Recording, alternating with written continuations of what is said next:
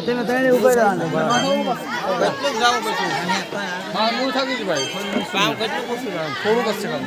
ખાલી બે ભાઈઓ નહીં મોટો હું જાય